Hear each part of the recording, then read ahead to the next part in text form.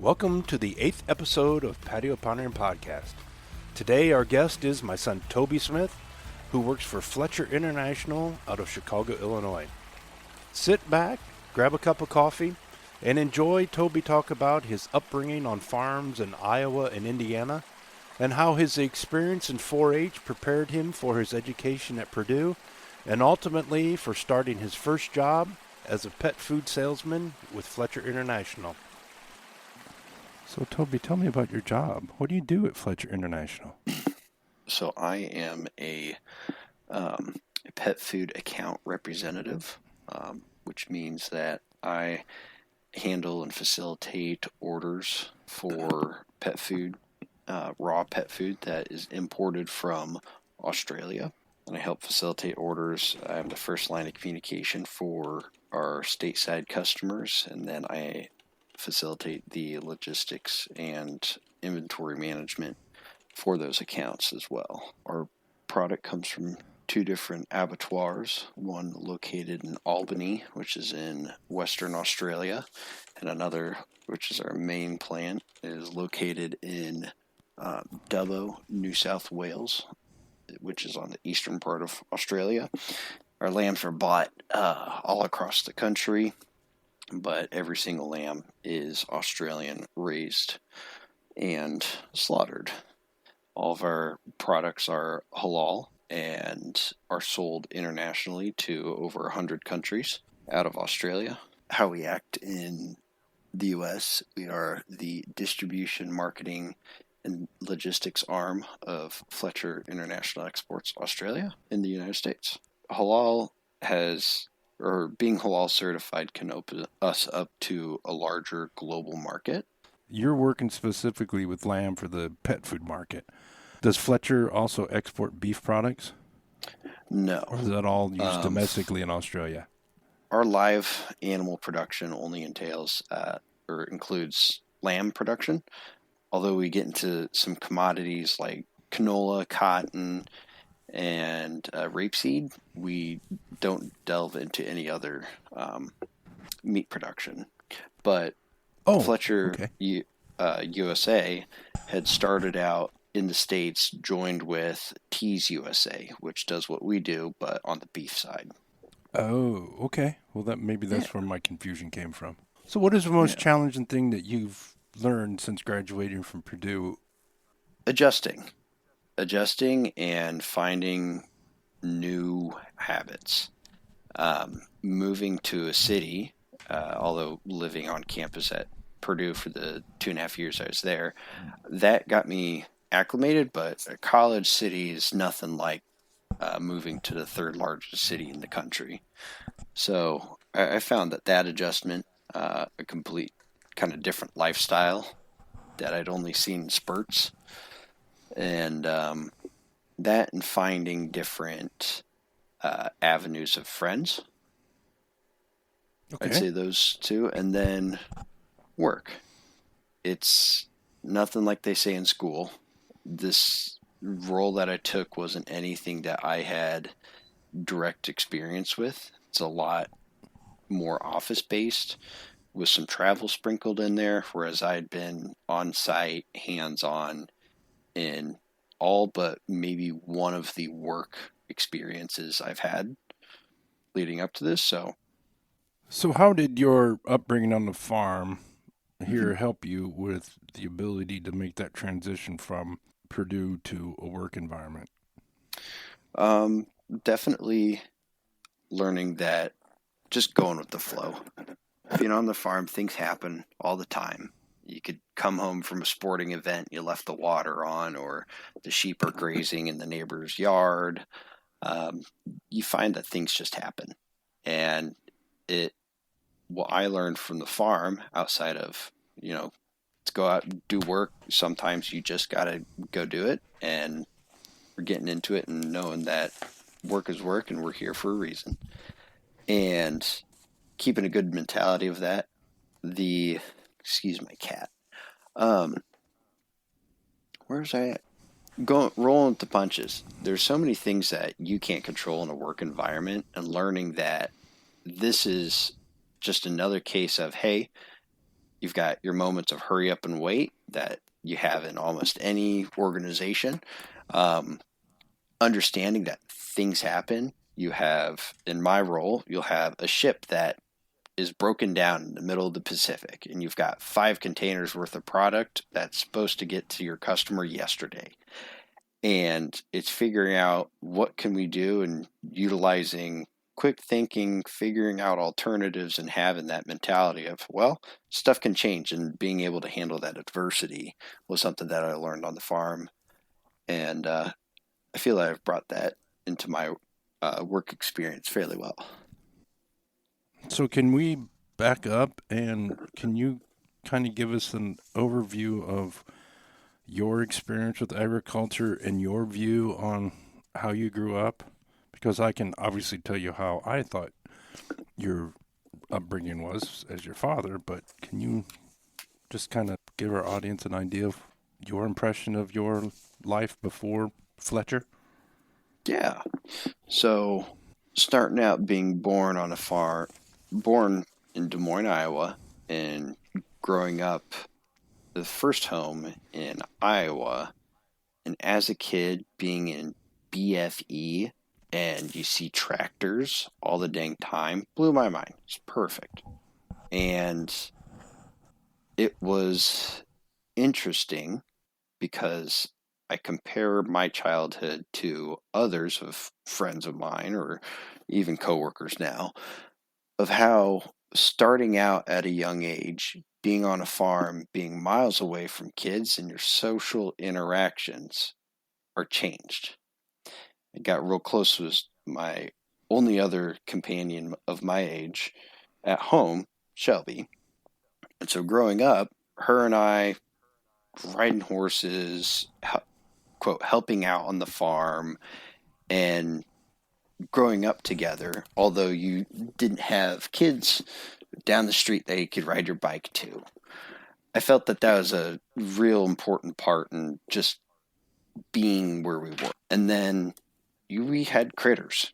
I think that's one of the biggest things that has gotten me into agriculture and animal agriculture is knowing the companionship, the husbandry, and for lack of better terms, honor of raising livestock. These are creatures that God put on this earth to help provide and serve us. And I've seen that the stewardship of that, you can teach that at a very young age. Responsibility, knowing that there are consequences to your actions, but there's also so much good in what your hands can do.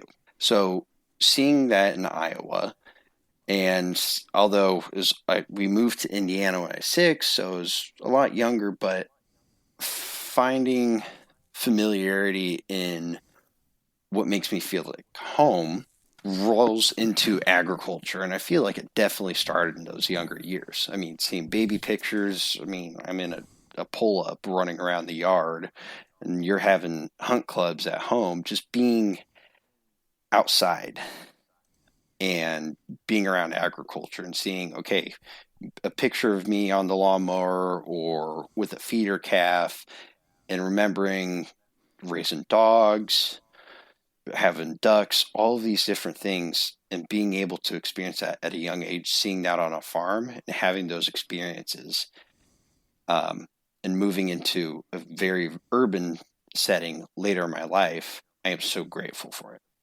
In Indiana, we got into 4-H more heavily, and that was my first experience seeing agriculture as a community. Oh, I go back.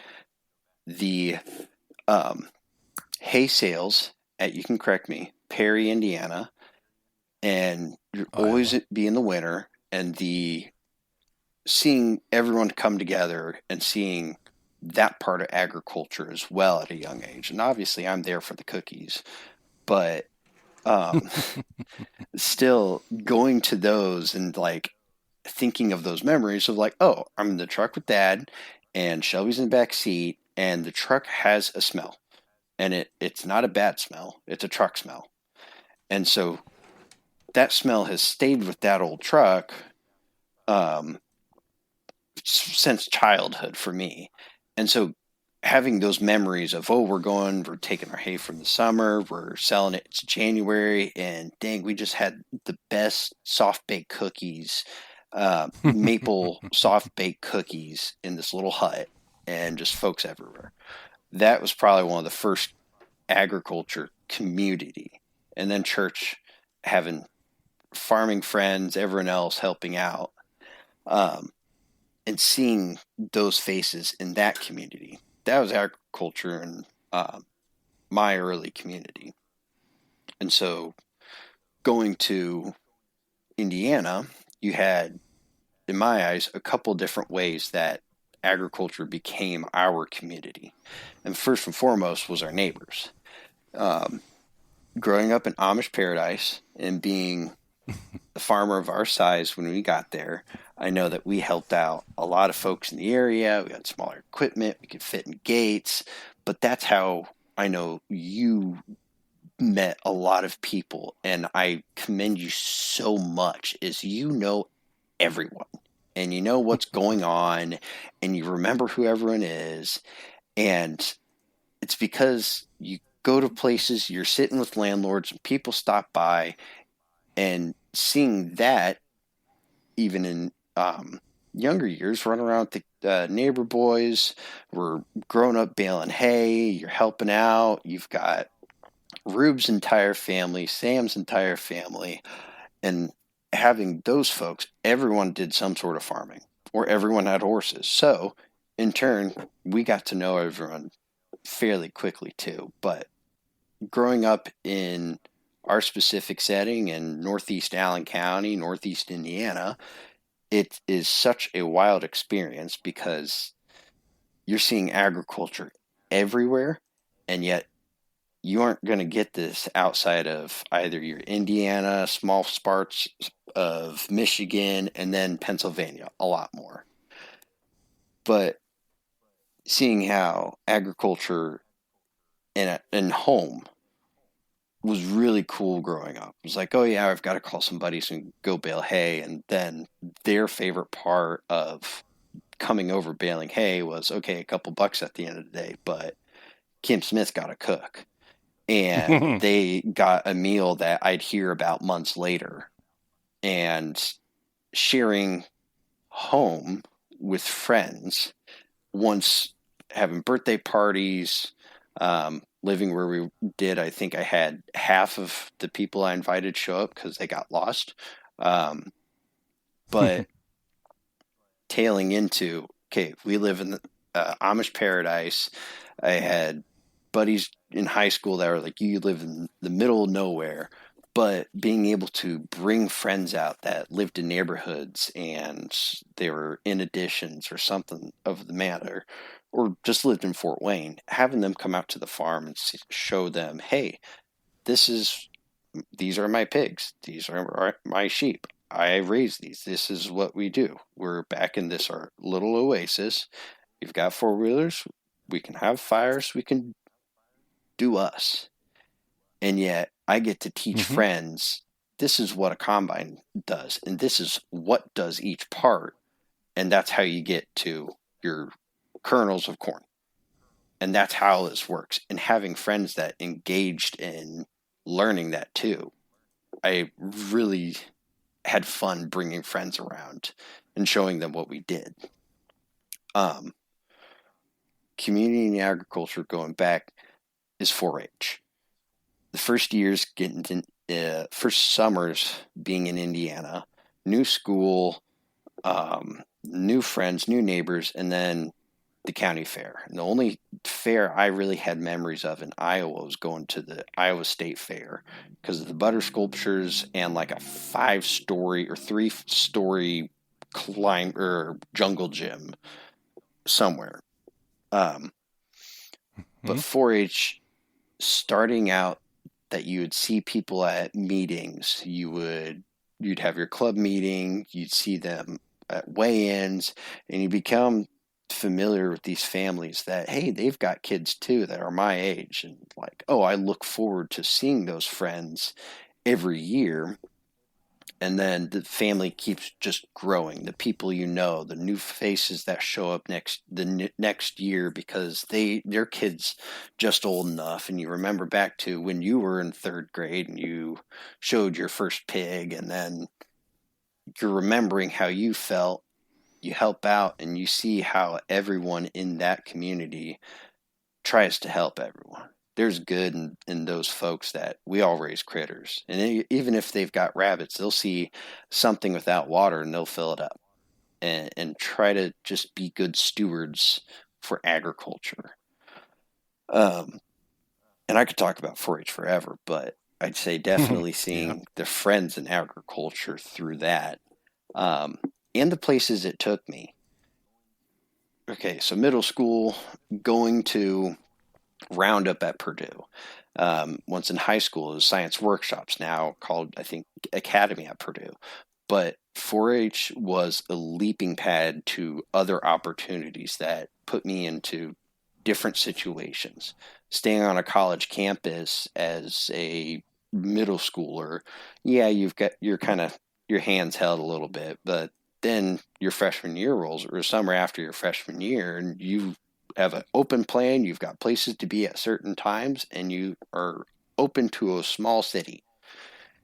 It was such a cool feeling being able to go engage in college level introductory items, but different items that you could look around in agriculture and in other fields, but then meeting people from all over, and your personal network grows going to those events that 4-H provided.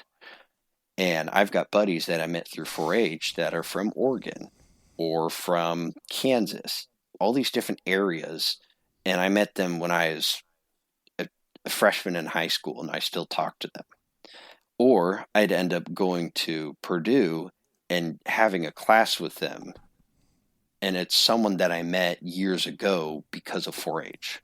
Or we went down to Teens as Teachers, and there was 8 of us in Indianapolis, and you learned about biosecurity and those different educational paths, networking, friendships, all those paths.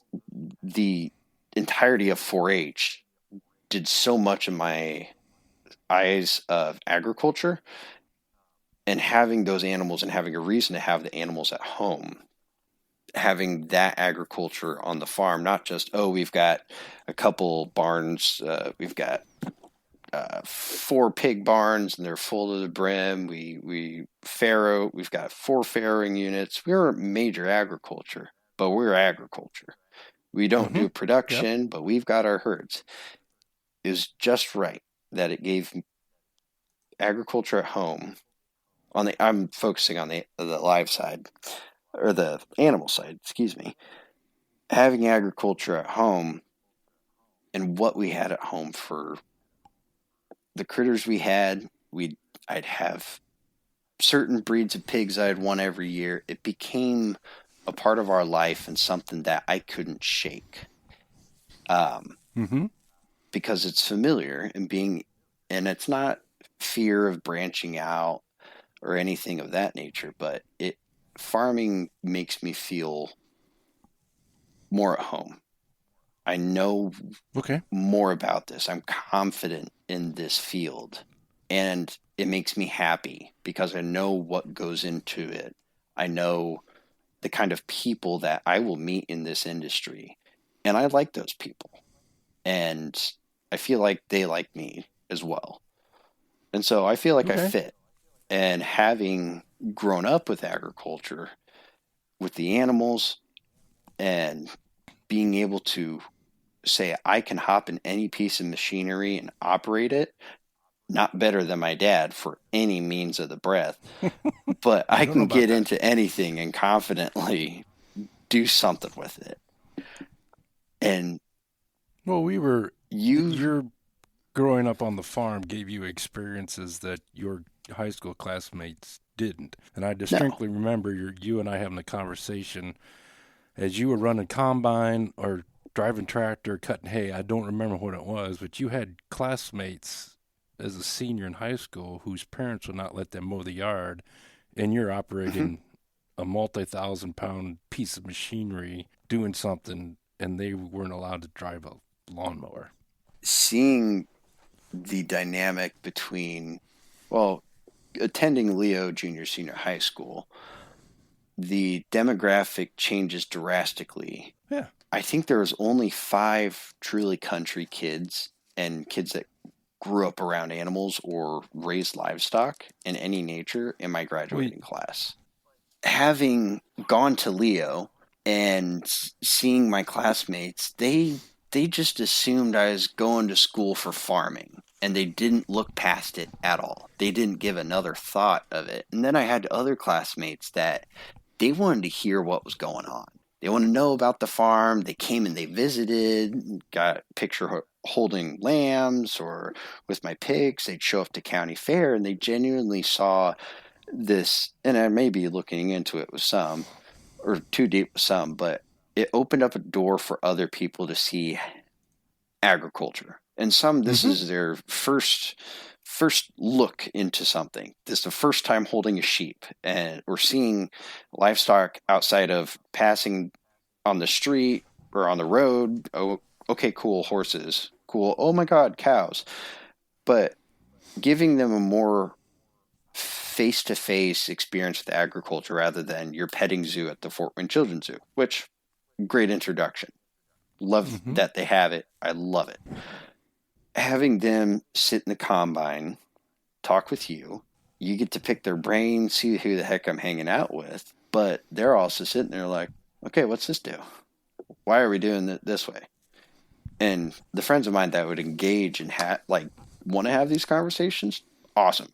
And they just had brownie points with me internally. Don't tell them I said that, but but it just, no, my most distinguishable memory of people just not knowing what we did was one of my classmates. We are like a week out from the end of senior year, and we'd known each other since like 5th grade. We'd been in classes together, and we've talked like now and then, but not good friends, just acquaintances at school. And we're about to graduate high school, and she's like, "Oh, you're going to school for farming, right?" I'm like, "No." And explaining that this is what I'm going for. This is an opportunity to teach that person there's more than just large farming. I'm going for animal sciences. I want to do this. And being able to give more insight into what I want to do within agriculture, but also knowing that, oh crap, they just either don't know me enough or they haven't been around agriculture that much either. Oh, yeah. I drove one of our tractors to school last few days of senior year. I think it was the Friday before graduation, so 2 school days left. Said, screw it. Right. You were full gung-ho. Said, screw it, take the tractor. And I really wanted to bring the tractor and the sprayer and fold it out and get there at like 4 a.m. And we had a good excuse I forgot for about it. the sprayer. Oh yeah, I was totally going to leave it out, but then, or fold it out, but then I think is worried about someone screwing it up or whichever. But I drove that to school, parked it in the front row, took up 6 spots, and I had 3 buddies park me in with their trucks. So planned it out, and is beautifully executed. And Jody Smith stops, walks out, says, "You got to move that thing." I'm just like, okay. He's like, "Got to move it. If not, we're gonna tow it." Like, okay. And his excuse was, "Well, there's parents coming for some sort of orientation or a parents' conference." I'm like, "Well, Jody, it's an empty parking lot. I didn't take the disabled parking or anything like that. I parked. This is a student section. I have a student sticker on it too." My buddy Zach Hegley ran to his truck, pulled his parking sticker out of his truck, smacked it dab in the little window or the bottom part of the main door, and it was like, "Jody, I've got a ticket. Like, I'm good. I've got a pass." So he walked inside. He's like, it just better be gone. I'm like, all right, whatever.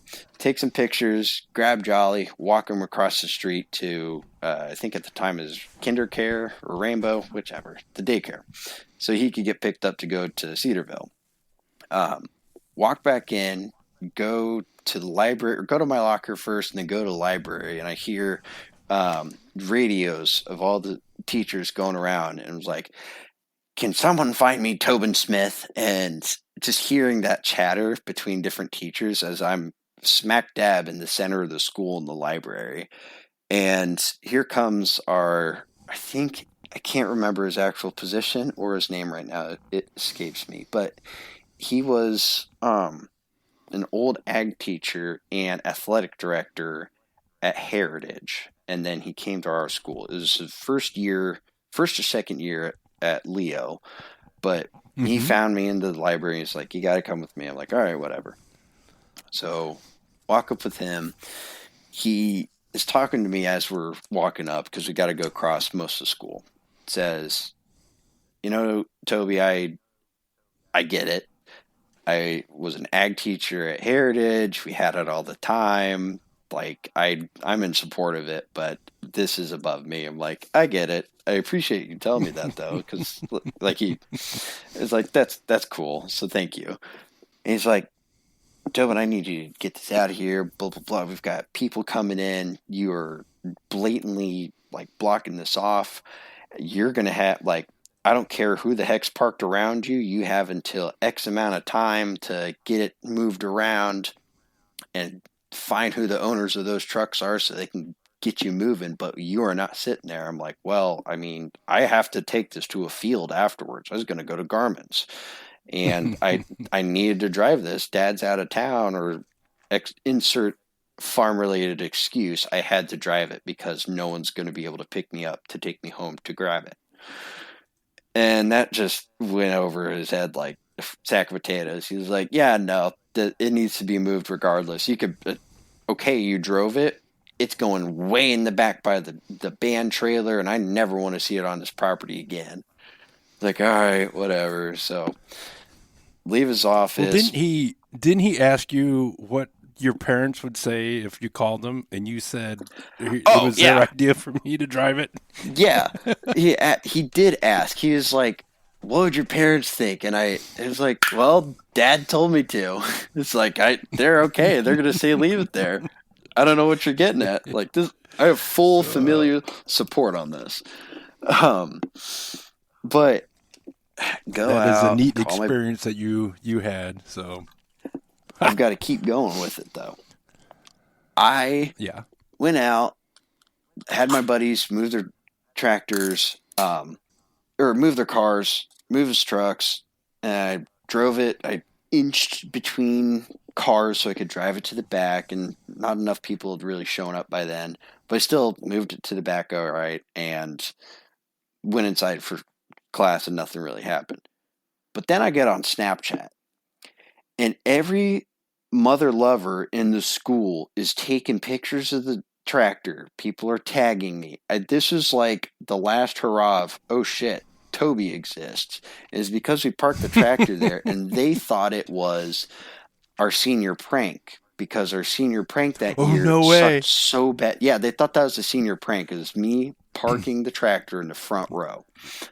Because and I remember seeing some pictures of girls hanging on it like it was a picture prop. I didn't know I had so many friends, because I went on Instagram 2 days later and I see about everyone and their mother parked up on the tractor taking pictures. And most of them are people I'm cool with and are friends. So I'm like, yeah, it's fine. And then you see two random chicks that I don't know. I'm like, get off my tractor, dude. That's cool.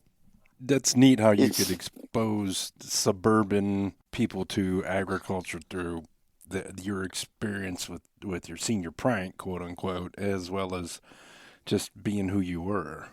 Yeah. Or you picking me up in the semi after football practice. I did do that, didn't I? And my friends are like, who the hell's that? Who the heck's that? That's my dad. Oh, he's got a semi? He can drive a semi? Yeah, he can. And I'm going to learn how to too. Oh, so cool. And you do. And I do. Well, those are some neat experiences. And we'll have to spend more time reminiscing, but we're going to end this rambling with 5 questions, okay? Hit me You with it. haven't seen them. You've probably heard them Okay. because you've listened to some podcasts. So here we go. What's one lesson agriculture has taught you that you carry with you every day? Um, it'd have to just be grit.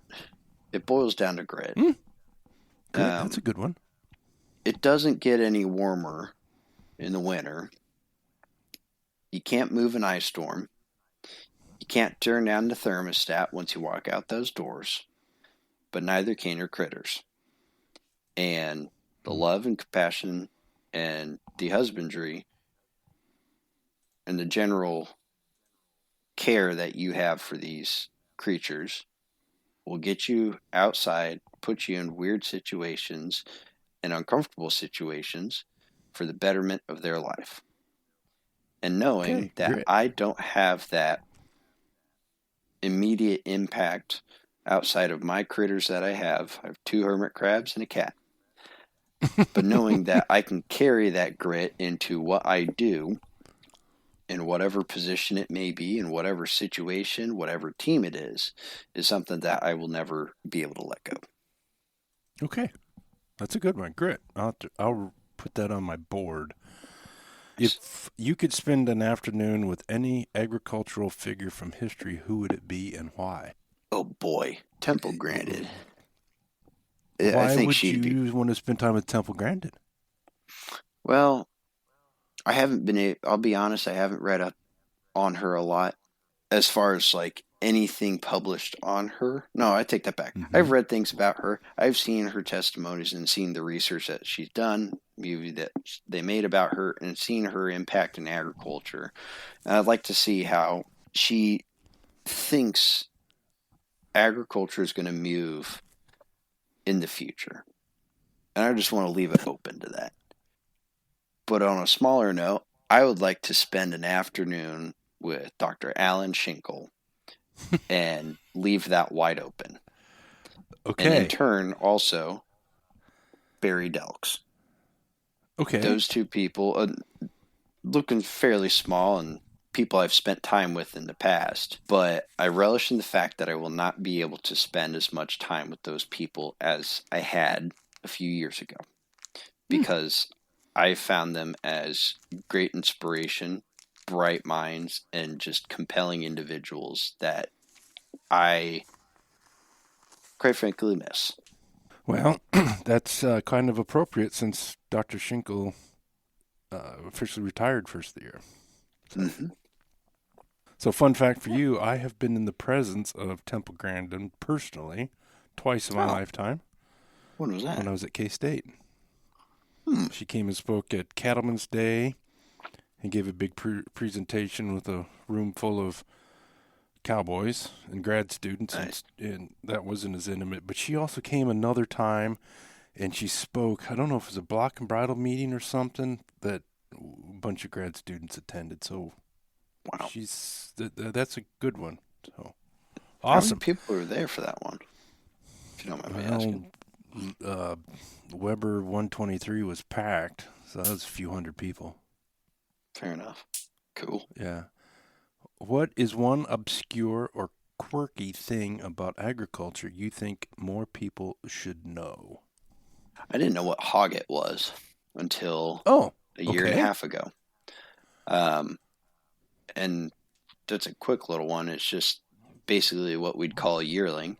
It is a sheep that does not have 4 teeth, so it's an adult teeth grown fully in, but it's a middle part. There's teeth poking out between lamb and mutton, and it's sold in the lamb industry as lamb because it's not doesn't fully have its adult teeth, so they kind of bend it a little bit, and they call that Mm-hmm. lamb.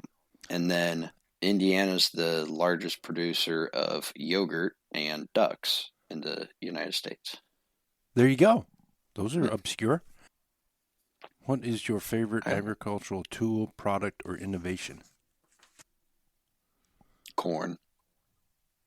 Okay. We Why is that? selectively bred that over however many generations from maize. We have selectively bred it for the best characteristics that you can, and we have found, at least to our modern day, a very good way of raising it, and seeing the implements of its byproducts and direct products is crazy.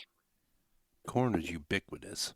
Oh, I mean, yes. it's ethanol, livestock feed, high fructose corn syrup, the food products, the feed products we get from both dry grind and wet mill corn production. It's amazing what we can do with a kernel of corn. Oh, That's yeah. a good one. So the last question: what is one small act or change you think could make the biggest difference in agriculture's future? Sometimes people just need a hug. I think we need to remember that in agriculture. We get very caught up in whatever part of your work it is, not just work, but a lifestyle. And sometimes people are going through it a little differently, or they get wrapped up into whatever their focus is. They stay long hours at work, and they don't have a farm, but they're on site at a feed mill. And that if people have people around them, their lives get better. And knowing that you have a community and admitting that I just need a hug and my hands are tired. That's a good one. I like that. Kind of expected from you. So, well, thank you, Toby. This was an impromptu one. You're helping me with my remote recording. It turned into a podcast. I really appreciate it. Beautiful. We will do this again. You're part of agriculture, part of our family, part of what made us. So I'm glad you shared your thoughts. And to the audience listening to Patio Pondering, the podcast, thank you for spending time with us. We will have more guests. We will dive deeper into timely ag topics, and we will also dive deeper into finding the expected and the obscure from our guests and their time in agriculture. Thanks for tuning in to this episode of Patio Pondering. We hope you enjoyed exploring both the expected and obscure corners of agriculture with us. Don't forget to subscribe, rate, and review the podcast on your favorite platform. We'd love to hear your thoughts and suggestions. Connect with us anytime at jim@patiopondering.com. Until next time, keep growing, exploring, and cultivating.